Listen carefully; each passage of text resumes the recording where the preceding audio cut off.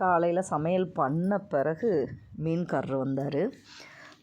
இது கட்லாவும் பாறையும் இருந்தது. நான் கட்லா மீன் 1 கிலோ மட்டும் எடுத்தேன். அதுக்கு தேவையான மிளகாய், வெங்காயம் எல்லாம் ரெடி பண்ணி வச்சாச்சு. புளி ஊற வச்சாச்சு. மண்சட்டியில் தான் மீன் குழம்பு வச்சா சூப்பராக இருக்கும். மண்சட்டியில் பழக பழக மீன் குழம்பு டேஸ்ட் அதிகமாக இருக்கும். வெங்காயம், பச்சை மிளகா போட்டு நல்லா வதங்கின பிறகு தக்காளி போட்டு அதுக்கு தேவையான உப்பு போட்டு நல்லா வதக்கிக்கிடுவோம். இங்கிட்டு வதங்கும் போதே அரைக்க தேவையானதை எடுத்து வச்சுக்கலாம்.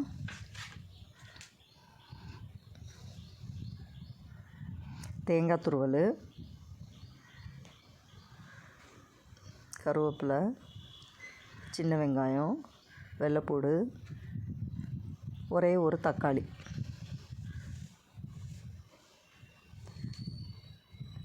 சேர்த்து பேஸ்ட்டாக அரைச்சிக்கிடுவோம். இங்கே அதுங்குள்ளே வதங்கினதில் 3 ஸ்பூனு, சின்ன ஸ்பூனாக இருக்குது அதனால் 3 ஸ்பூனு மிளகாத்தூள், 1/2 ஸ்பூன் மஞ்சத்தூள் போட்டு நல்லா கிளறிட்டு கொஞ்சம் கொஞ்சமாக தண்ணி விட்டு கட்டி இல்லாமல், மசால் பொடி கட்டி பற்றக்கூடாது, கட்டி இல்லாமல் கிளறி விட்டுக்கலாம்.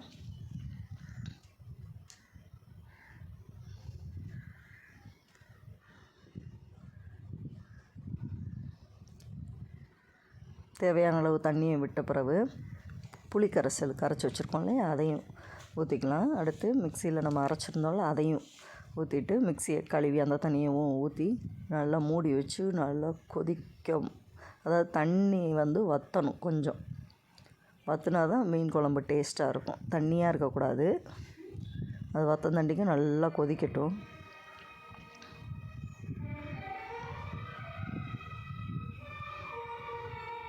சூப்பராக கொதிச்சிருச்சு.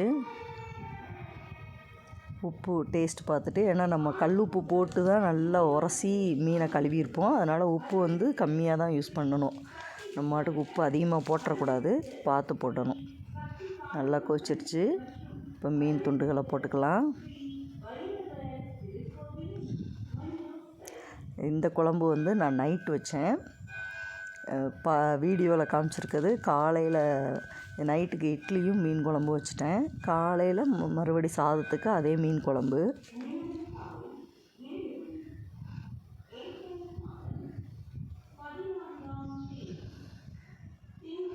ரெடி ஆகிடுச்சு. இட்லி ஒரு 5 இட்லி அடுக்கி வச்சு மீன் குழம்போட சூப்பரான மீன் குழம்புங்க.